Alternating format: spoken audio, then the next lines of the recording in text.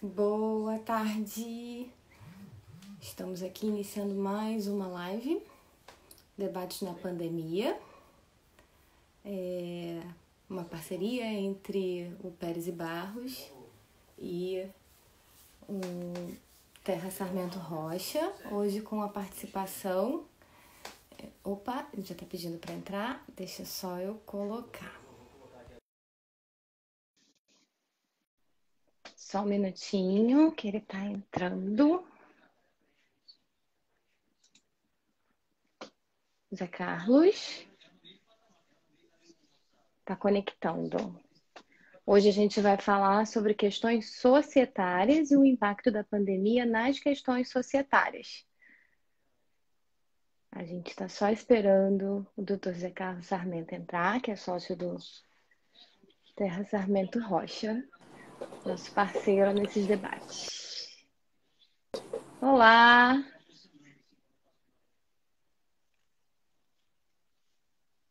Tá me vendo bem? Para mim você tá um pouquinho... Opa! Tá entrando agora, tá? Tudo bom, Zé Carlos? Boa tarde, tudo bem? Tá um pouquinho travando para mim você. Você tá conseguindo... Agora sim, agora sim. Deixa eu primeiro, então... Você tá travando, mas agora vamos lá. Vamos lá, deixa eu primeiro te apresentar, né? É a primeira live que você faz junto com a gente nesse projeto. Então, o Dr. Zé Carlos Sarmento é sócio, né, no Terra Sarmento Rocha. Ele é advogado da área societária, especialmente em contencioso societário, procurador do Estado do Rio e atualmente é o procurador da Junta Comercial do Rio de Janeiro. É um prazer estar com você. E hoje a gente vai falar um pouquinho desses impactos aí da pandemia, né, em relação ao direito societário. E a primeira coisa que vem à mente é imediatamente a MP 931, né? Que trouxe algumas regras aí, tanto provisórias, mas também vai deixar algum legado para a gente nesse pós-pandemia. Então, acho que a primeira coisa que a gente podia abordar dentro da 931 foi que não é tão polêmica, né? Mas que é legal como informação para quem está assistindo a gente, nem todo mundo é da área jurídica, foi a prorrogação dos prazos, né?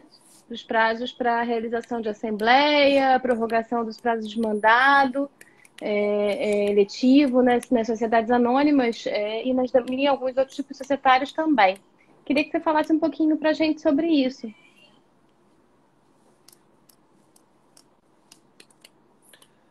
Muito bem.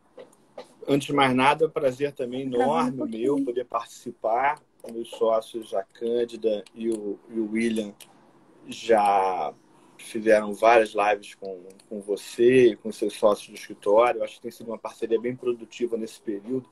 Acho que nesse período agora que a gente vive, a gente tem que aproveitar para exercitar o intelecto, né? Senão a gente acaba ficando maluco. Então, enfim. Eu acho o seguinte, a MP 931 ela veio em bom momento. Tá? Já era um pleito antigo, no que toca, por exemplo, às assembleias digitais. Tá?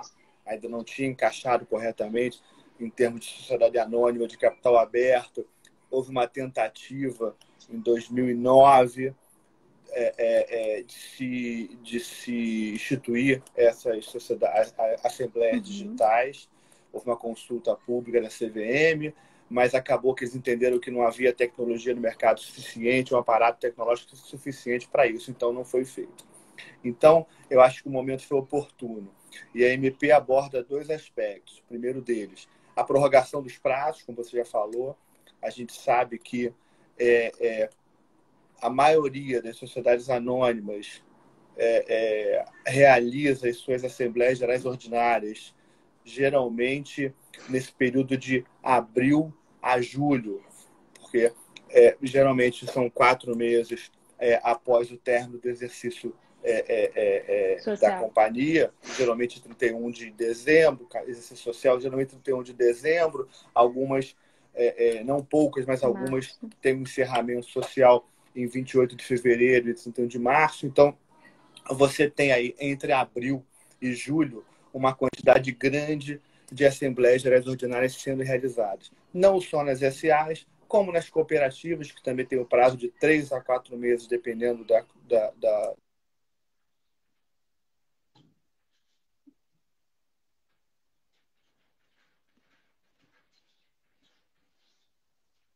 Opa, travou. Travou um pouquinho da data de encerramento, Uma né, forma. do exercício social. Você está me ouvindo bem ou está travando muito? Está travando? Voltou. Agora voltou. Será que eu estou num lugar ruim aqui? Eu estou com um sinal bom para mim. Aqui está cheio. Às vezes é a quantidade de Está gente. conseguindo ouvir Agora bem tô. Às agora? vezes é a quantidade de gente fazendo live ao mesmo tempo. A gente tem que disputar um pouquinho o território aí da internet e dar uma travada. Tá. Tudo bem. Então, a gente tem nesse período agora grande esse momento de Assembleias Gerais Ordinárias. E as Assembleias Gerais Ordinárias têm uma importância muito grande, porque você aprova o balancete, a prestação de contas do exercício anterior, demonstrações financeiras, distribuição de lucros e dividendos, destinação de lucros líquidos e dividendos, assunto importantíssimo, né, na vida Com societária. certeza. E em algumas delas, dependendo do período que se encontre, eleição de novos administradores. Então, assunto importante. Vem em bom momento isso. Acho que a MP teve a sensibilidade de prorrogar esses prazos por até 7 meses, né? E você já tem aí não só os prazos de prorrogação para a apresentação das demonstrações financeiras. A MP ela delegou à CVM a possibilidade de alterar esses prazos. A CVM editou uma IN, se eu não me engano, IN 862, em que ela prorroga o prazo de apresentação de demonstrações financeiras e outros formulários previstos na lei de SA que são para apresentação nesse momento, tá?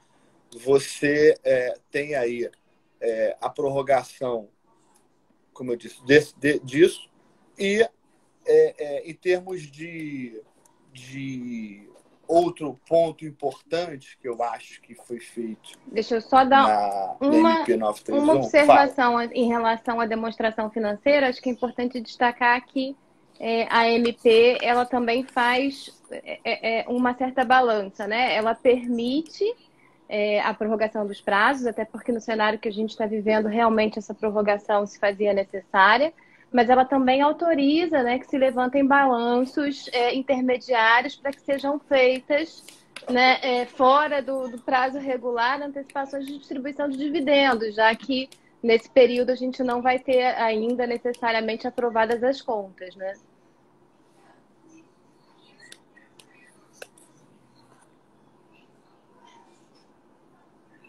Me ouvindo? Conseguiu ouvir, Zé Carlos? Acho que a gente está com probleminhas técnicos. Oi, voltou? Voltou? Conseguiu me ouvir? Alô? Oi? Conseguiu me ouvir? Voltou?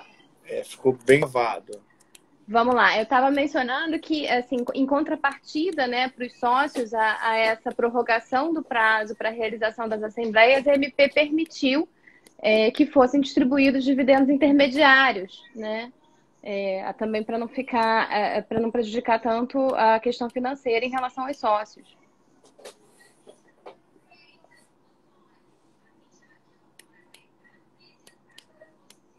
Eu não estou te ouvindo. Deixa eu tentar colocar aqui como comentário. Ver se você consegue ver como comentário. Eu estou mencionando a autorização para dividendos intermediários.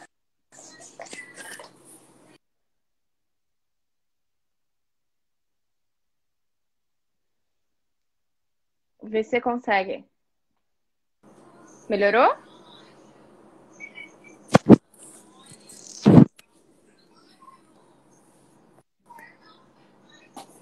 Oi.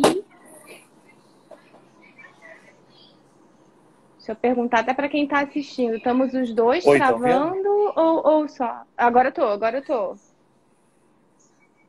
Tá me Eu não ouvindo te agora? vi nada, não te ouvi nada.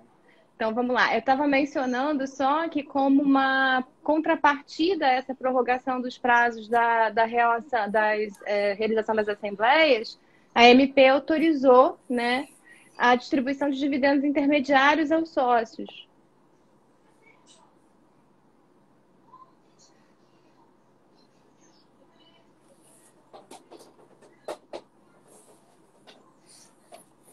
Oi, oi, oi.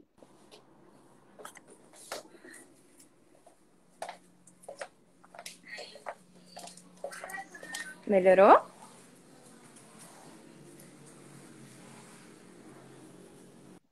Melhorou, melhorou? Oi, Alô? melhorou Oi? agora? Tá me ouvindo bem?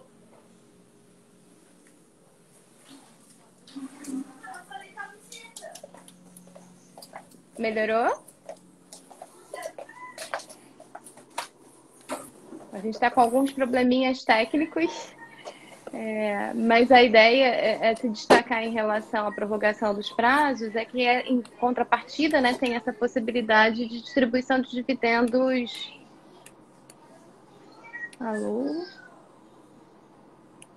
Intermediários. E aí, a maioria dos contratos sociais, muitas vezes ilimitada, pelo menos, a gente tem essa previsão já de distribuição de dividendos intermediários. Mas a MP, em princípio, autoriza, né, de forma Eu não estou excepcional. te ouvindo nada. Vamos fazer o seguinte, eu vou te desconectar e conectar de novo para ver se melhora. Pode ser? Vamos tentar. Peraí.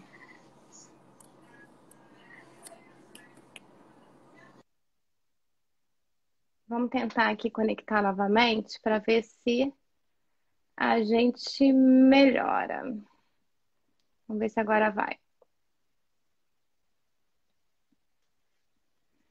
Vamos ver se a gente consegue. Gente, o live é isso, né? A gente tem esses probleminhas técnicos. Melhorou? Agora eu estou te ouvindo. Ah, que bom. Pronto. O que eu estava mencionando é que, em contrapartida, né, à prorrogação dos prazos para a realização das assembleias, a MP permitiu a distribuição de dividendos intermediários para que não houvesse um impacto tão grande financeiro para os sócios, né? E permitiu isso até feito pelo Conselho de Administração ou diretoria, né? Para você de assembleia, né? Sim, Não é?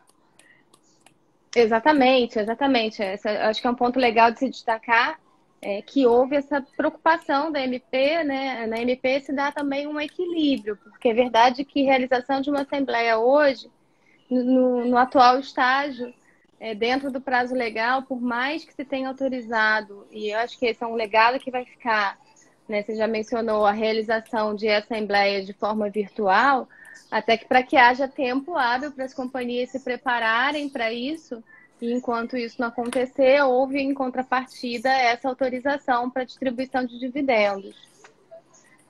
E houve um ponto interessante também, que foi você flexibilizar um pré-requisito da lei com relação à emissão de debêntures. Porque é pré-requisito da Lei 6.404, para emissão de debêntures, você registrar o ato da Assembleia Geral no Registro de Comércio. Ou seja, Uhum. indispensável. Sem isso, você não pode fazer a emissão de debêntures. A emissão de debêntures, a gente sabe que é fundamental para as companhias, porque elas conseguem um financiamento a longo prazo com juros muito mais compensatórios do que se ela tiver aqui no mercado buscar empréstimo, né, que vai ser de curto prazo com juros elevados. Então, eu acho que isso é uma coisa interessante. Isso antes mesmo de sair MP, já estava tendo problema disso, que, por exemplo, a Junta Comercial de São Paulo, ela fechou quase que por completo na época, e muitas empresas de São Paulo não conseguiam fazer emissão de debênture, porque a junta estava fechada lá. Então, É, essa e MP veio... em tempos de crise financeira, a debênture, né? E a gente vai passar Nossa, inevitavelmente por uma crise financeira agora, já está passando, né? É uma solução financeira muito interessante, justamente em razão da questão dos juros, que você consegue, mercado, junto ao mercado privado, né, ter esse crédito de uma maneira mais razoável. você vê que os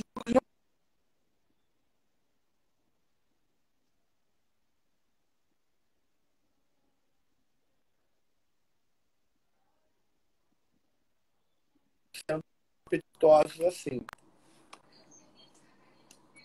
E, além disso, cresceu muito nesse período de pandemia agora a busca por ações. As pessoas acho que estão se interessando mais pela aquisição de ações. Você teve uma pesquisa recente, as pessoas estão entrando virtualmente nessas corretoras online, fazendo compra de ações, aquisição de ações, então as pessoas estão se interessando mais por esse mercado, né? Isso é bem legal.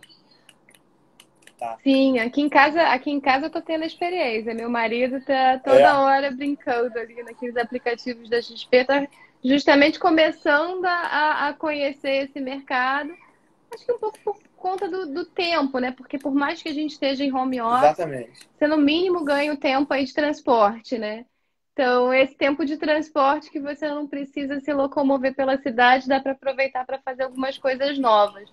E ele tem se interessado um pouquinho pelo mercado de ações aqui. Eu vejo ele mexendo bastante no aplicativo.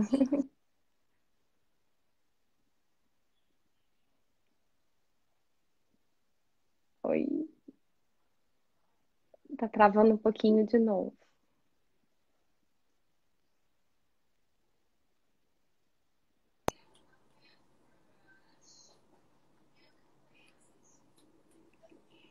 Eu não sei se você está me ouvindo, mas a gente tem Agora sim, aí as agora sim. assembleias. Agora, tá. As assembleias digitais, agora especificamente falando sobre elas, acho que foi. Isso vai ser, como você disse no início, um grande legado, tá? Você possibilitar que essas reuniões assembleares passem a ser feitas por meio de uma plataforma digital, traz as pessoas para dentro da companhia. Às vezes, a falta de acesso, o deslocamento desestimulavam o comparecimento. Então, você tem, por um lado, essa possibilidade de reunião por meio da Assembleia Digital, com a regulamentação já, tanto do DREI, valendo para as companhias anônimas de capital fechado, as limitadas e as cooperativas, tá? E a própria CVM aproveitou e já regulamentou, porque a CVM não permitia para as companhias de capital aberto. E agora ela permite determinadas companhias de capital aberto poderem fazer as assembleias limitadas, as assembleias digitais. E o que eu acho que é Isso interessante, vai ter, assim, a gente DREI, até Sistema comentou, de né, Registro de que Empresa, que normatiza. Oi? oi. A gente comentou que no Oi? caso das limitadas, especificamente, talvez essa regulamentação não tenha tanto impacto, porque já é uma estrutura em que normalmente você troca papéis, né? Você faz aquela ata da assembleia, manda por e-mail, porque são estruturas menores, cada um dá uma mexida, chega a ser um consenso, assina, imprime, manda para o outro, né? Isso é uma Então, assim, verdade. já não há uma necessidade normalmente, numa estrutura de limitada, de você ter aquela assembleia formal tal, a não ser quando é caso de briga societária, né? Fora isso, nas CNTPs, normalmente se faz por troca de minuta, né? Isso é uma verdade. E nas sociedades anônimas de capital fechado, Também. isso também acontecia muito, porque você tem muitas sociedades anônimas,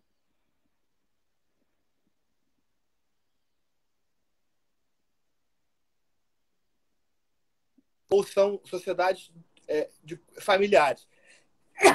Desculpa, sociedades familiares. Aí você tem também, sempre teve essa possibilidade de troca de papéis, né? Assim dizendo. Mas, de qualquer forma, eu acho que, mesmo assim, eu vejo um exemplo que eu tenho de algumas sociedades que faziam isso antigamente e que agora fazem por plataformas digitais, como o Meet, como o Zoom, o da Microsoft, estão utilizando essas plataformas porque, de uma certa forma, você atende mais à legislação, né? Você atende mais ao que Sim. está anônimos, que é o direito do acionista de participar e votar, né? Não é só votar, mas é participar, né? É estar ali presente, poder debater, poder trazer esses argumentos para aquela votação ali. Então, isso é importante.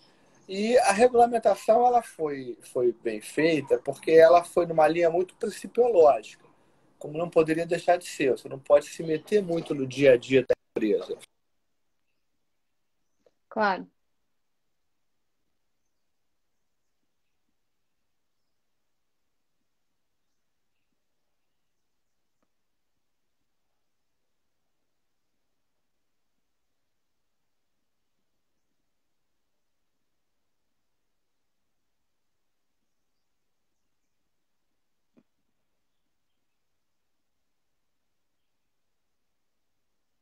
Do conclave para que, durante o período, basicamente, a gravação do conclave, e tem que ser feito.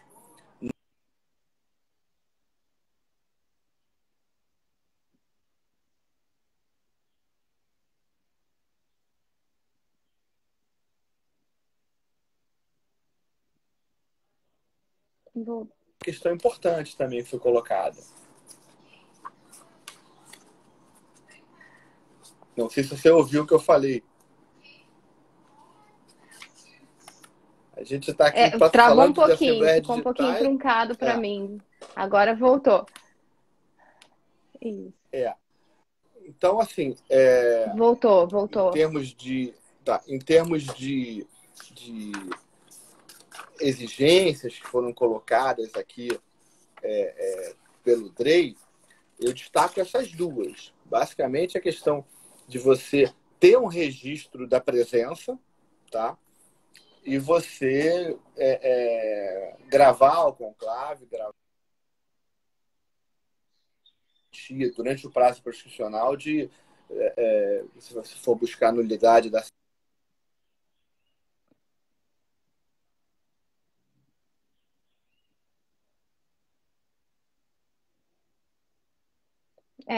É uma providência importante, né? E acho que, na verdade, a gente também estava comentando sobre isso mais cedo.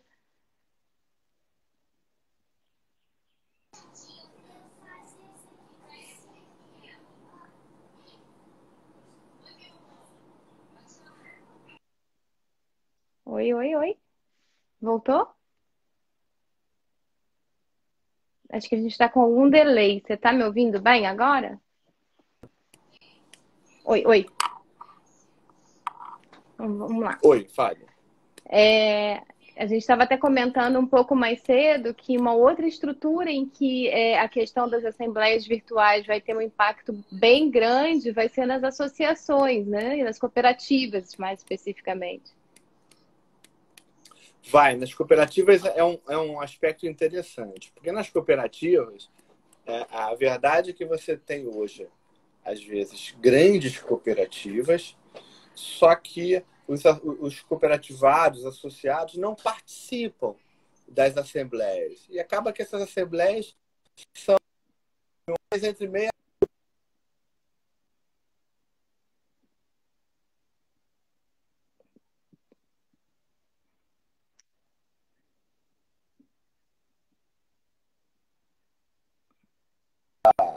votação e essa participação tá, número maior, melhorando a representatividade das pessoas também.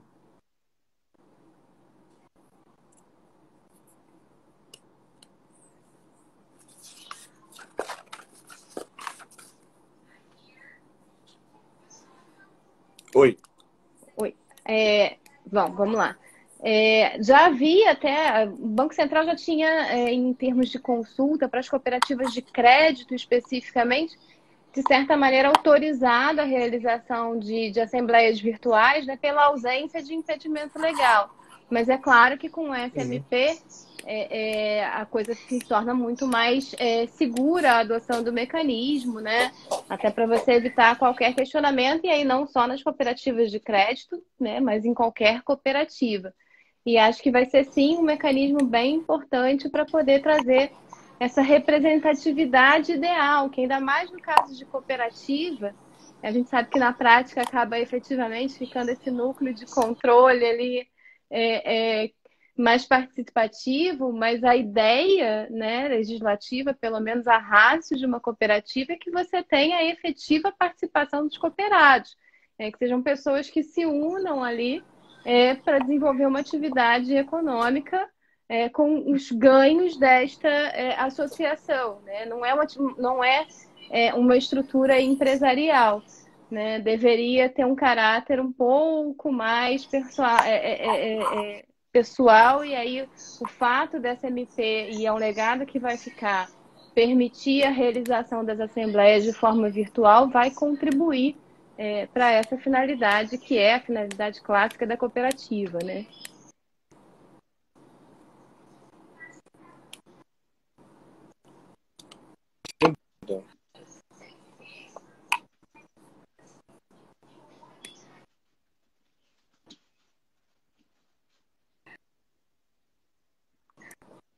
Conseguiu me ouvir?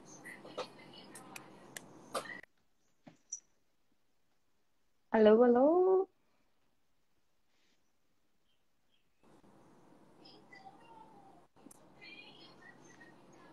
Zé Carlos, conseguiu me ouvir?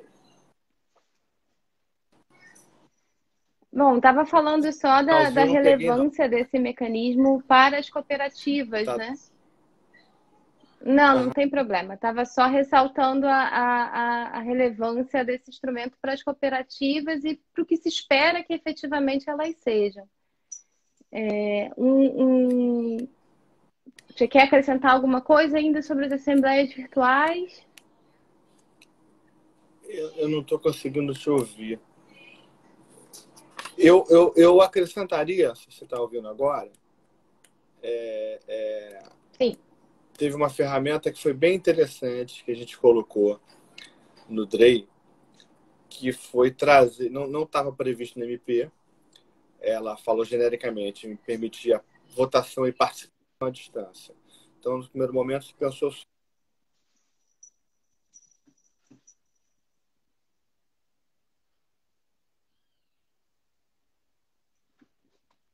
associar para as demais, aqui, as que são reguladas aqui, a cooperativa limitada e a série capital fechado, que é a possibilidade, o boletim de votação à distância.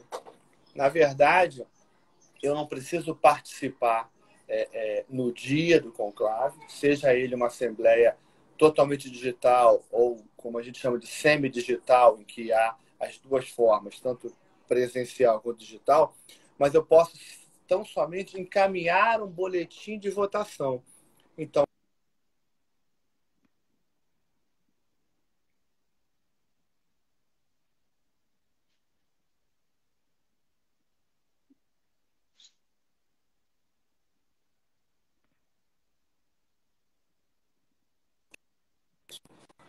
você, quando faz a convocação para a assembleia, você já informa que há a possibilidade de votação à distância por meio de boletim.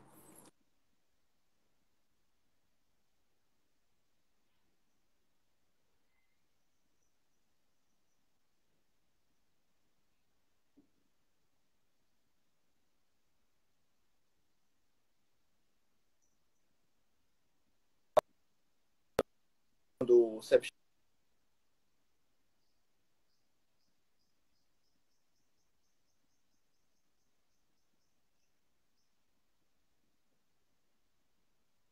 A gente está experimentando alguns probleminhas técnicos. Você está travando para mim novamente.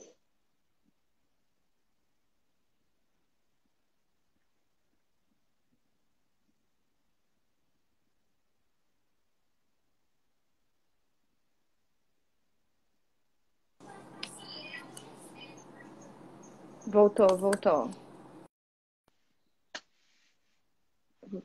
Tá, vamos tentar novamente conectar, doutor Zé Carlos, até porque eu quero aproveitar para vocês a expertise dele, especialmente no que se refere à junta comercial e ao protocolo digital. Isso vai responder uma das perguntas que já foi formulada aqui. Deixa eu só... Melhorou?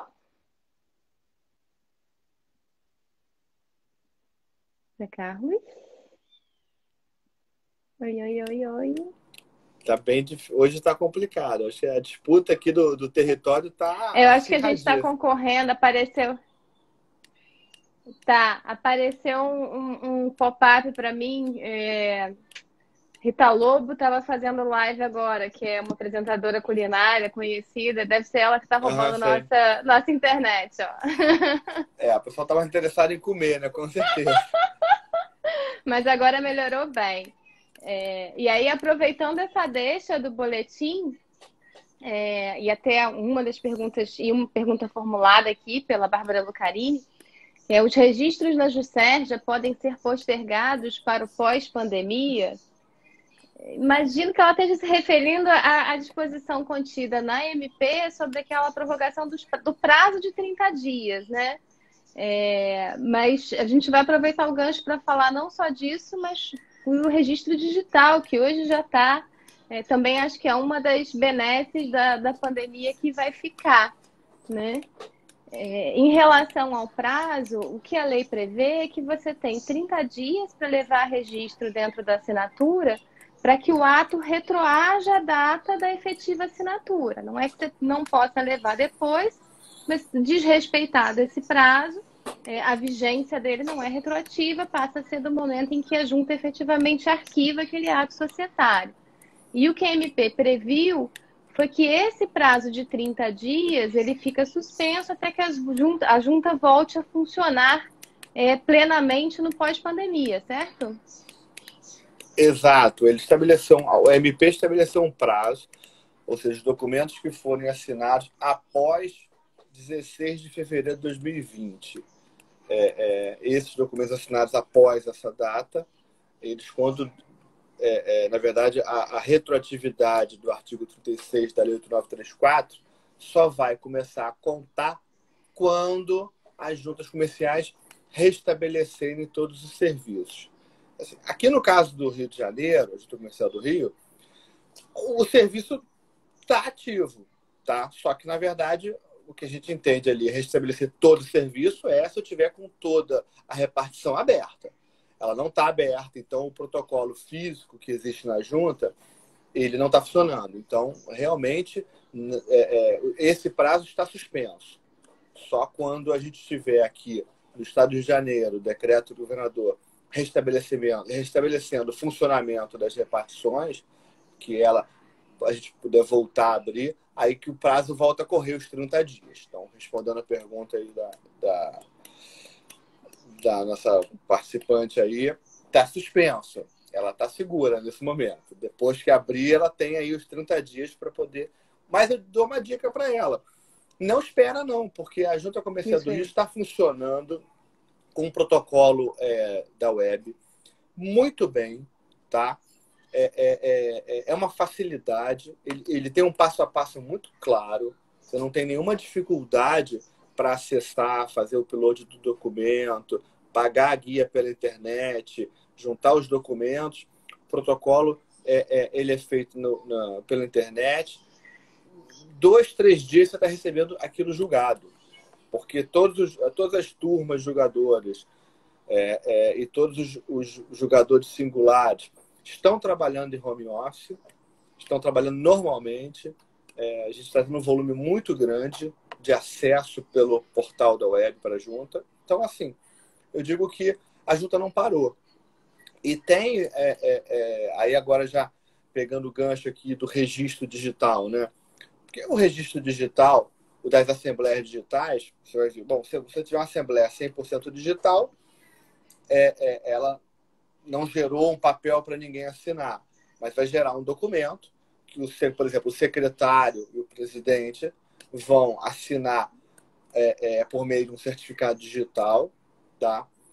Ou outro meio de assinatura eletrônica que garanta a integridade e a autoria daquele documento. Isso aí está previsto na Instrução Normativa 79, já estava previsto na Instrução Normativa 75 do DREI, que regulamenta a questão de assinaturas digitais, assinaturas eletrônicas, porque você tem aí, tinha uma discussão se você só servia certificado digital vinculado à estrutura do CP Brasil.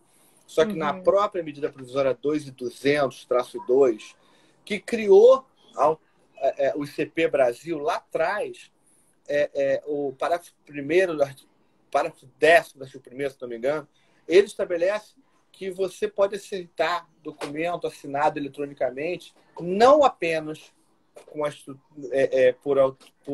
por entidade credenciada ao ICP Brasil, mas por outro meio, desde que comprovada a autoria e a integridade. Isso aqui no estado do Rio de Janeiro está sendo feito agora por um aplicativo chamado BioValid. Tá? É bem interessante. Muito. Isso foi desenvolvido pela Junta Comercial junto com o SERPRO. Tá? Na verdade, ele usa o banco de dados do Denatran. Então, basta você ter uma carteira de habilitação válida, que você, na hora, você baixa o BioValid, ele faz o reconhecimento facial e aquilo ali você consegue fazer a sua assinatura eletrônica do documento através dele. Ele custa R$5 alguma coisa. Isso jogou lá embaixo os certificados digitais, né? Porque, nossa, você, em termos de preço, ele jogou lá embaixo. Tá? Ele trabalha com uma outra característica, que não a do certificado digital, mas ele tem o mesmo valor legal. Tá? Então, isso é uma coisa bem interessante. As pessoas estão começando a pegar, a fazer e a utilizar bem isso.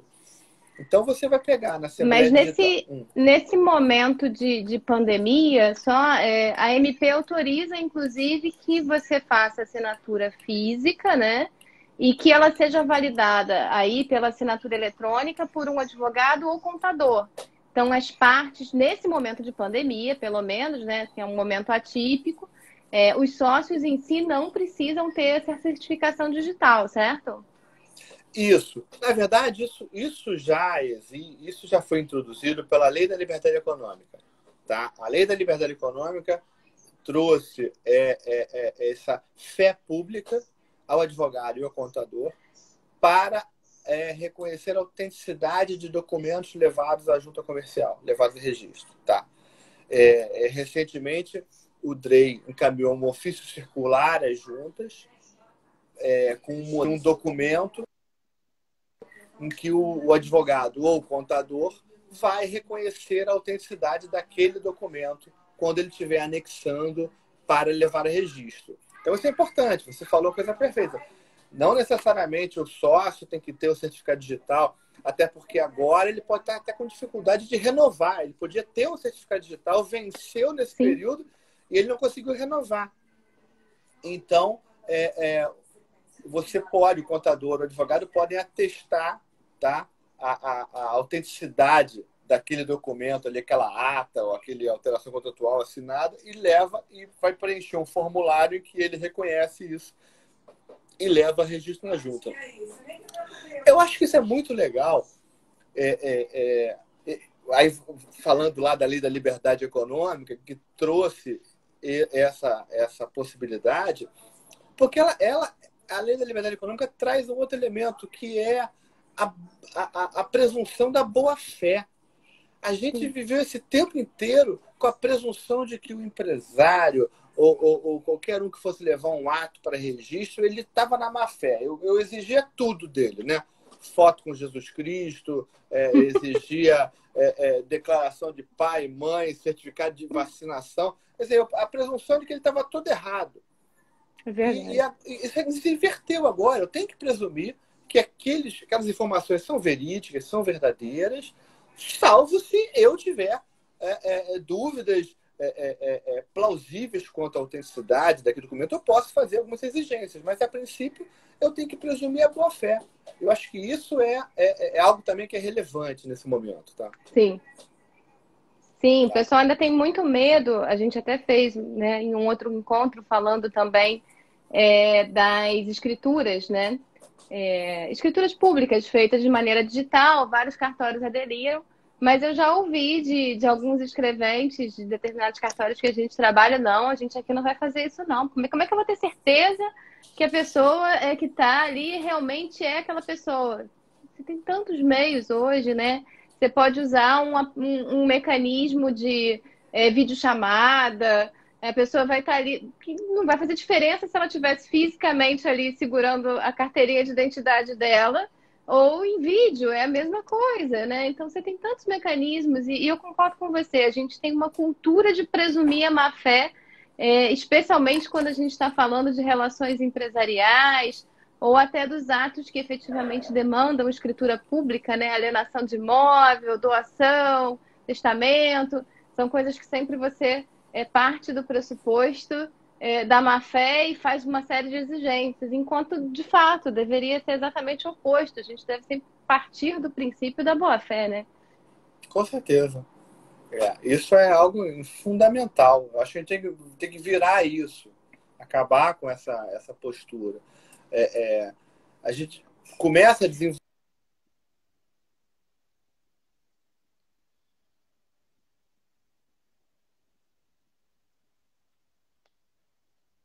Ai, voltou.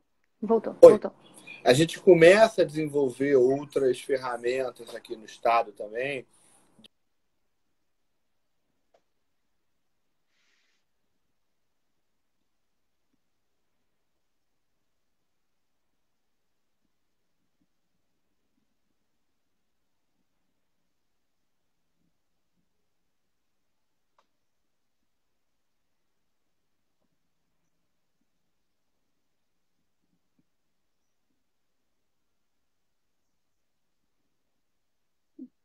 O administrar. Agora acho que picotou, você não pegou essa parte final. Não, ficou um pouquinho picada para mim.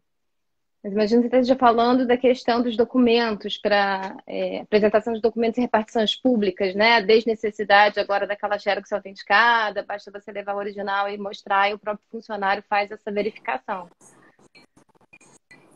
Tá? Isso. Tá me ouvindo?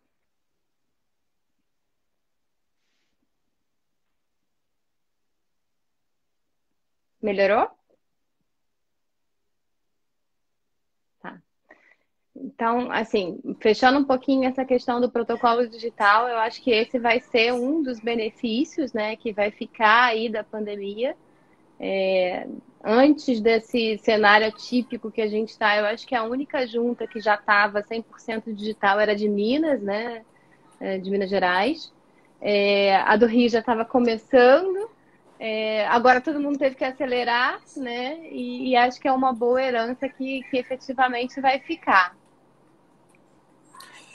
Vou aproveitar para fazer só um registro aqui. A Junta Comercial do Rio de Janeiro, ela já para nós que trabalhamos lá, ela já é 100% digital, tá? Tramita tudo digitalmente lá. Por mais que a gente ainda permita o protocolo físico, você vai chegar lá no protocolo, vai dar entrada no seu ato para registrar.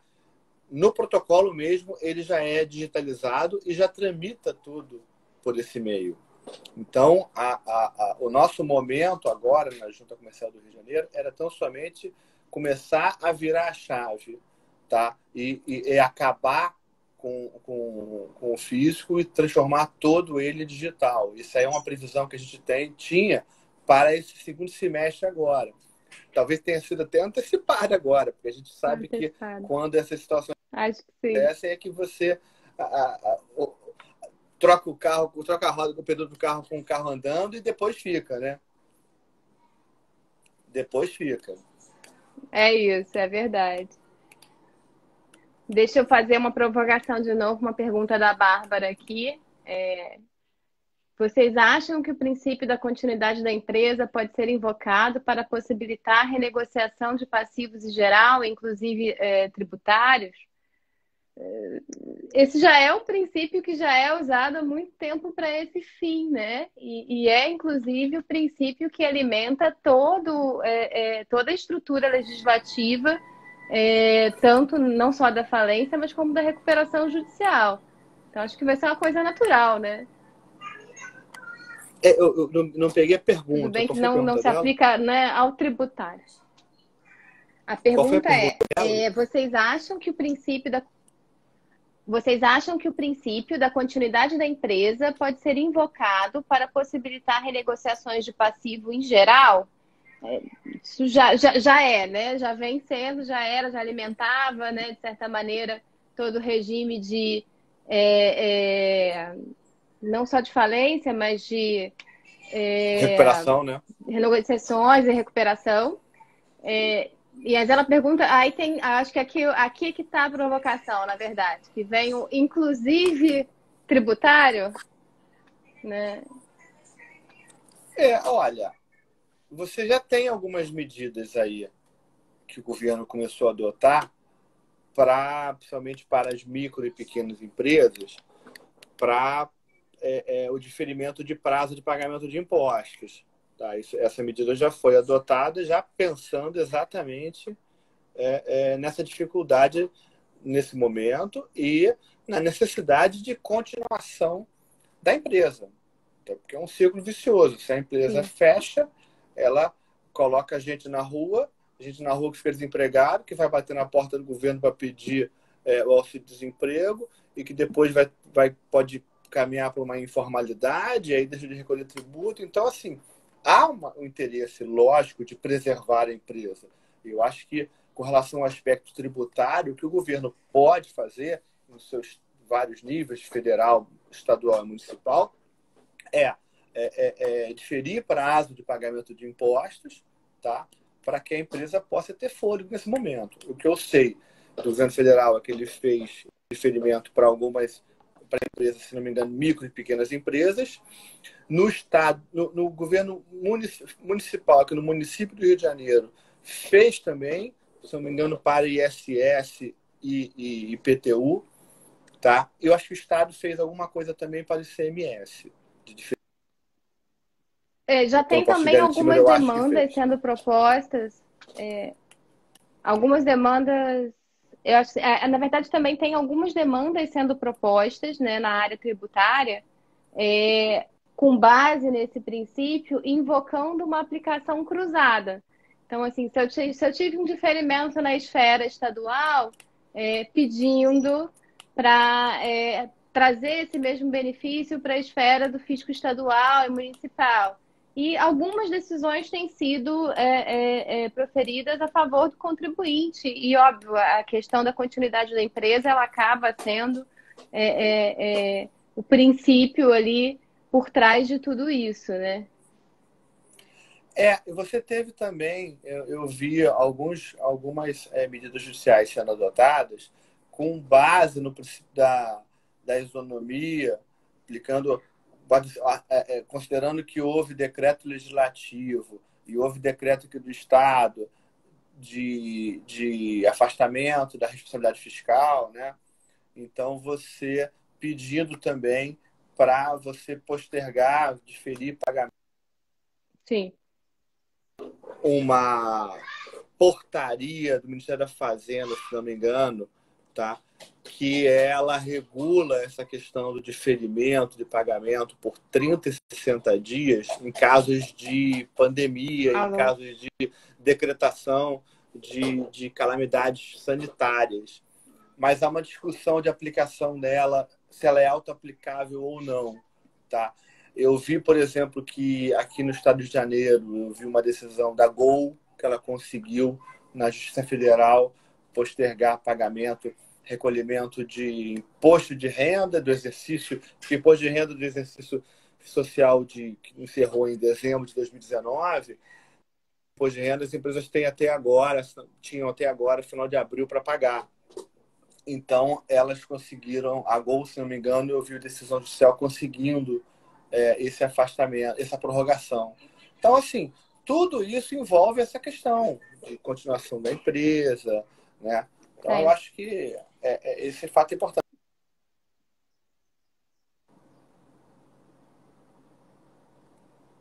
Tem uma outra observação ainda da Bárbara perguntando: a doutora Viviane tem uma monografia escrita sobre continuidade da empresa? Não, na verdade é sobre função social, foi minha tese da mestrado, função social da empresa.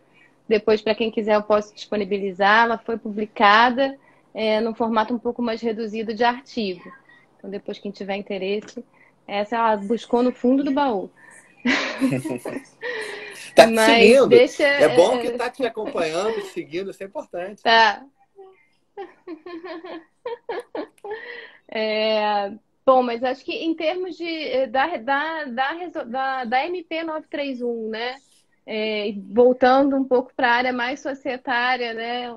Especificamente, em forma de resumo, né? O que veio foram essas prorrogações, que são efetivamente disposições transitórias, prorrogações de prazo de assembleia, prorrogação de prazo de mandado, mas acho que vai ficar um legado interessante aí das disposições que não são transitórias, né? Porque a MP está efetivamente dividida até no texto de duas formas. Você vem aquelas disposições todas transitórias e depois ela vem uma seção com alterações legislativas.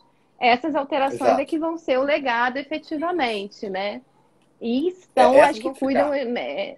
Vão ficar. E são as que cuidam das assembleias virtuais, fazem alterações, inclusive, na lei de cooperativa. Você lembra de mais alguma matéria que seja um legado, que seja definitiva? Eu de cabeça, confesso que não estou me lembrando. Não, da MP 931, realmente são esses os pontos.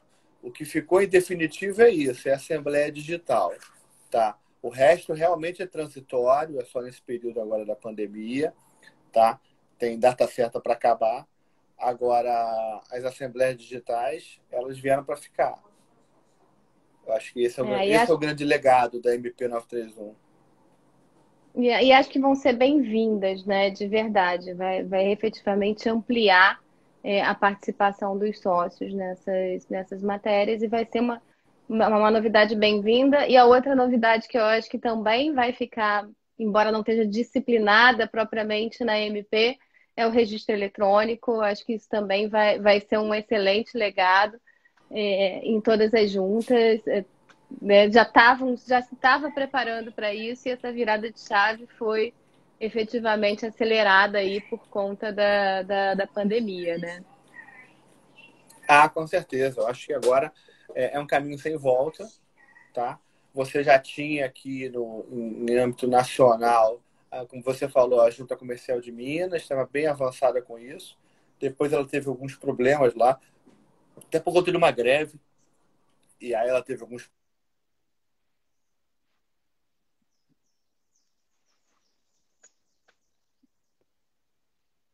Puxa, voltou a travar um pouquinho.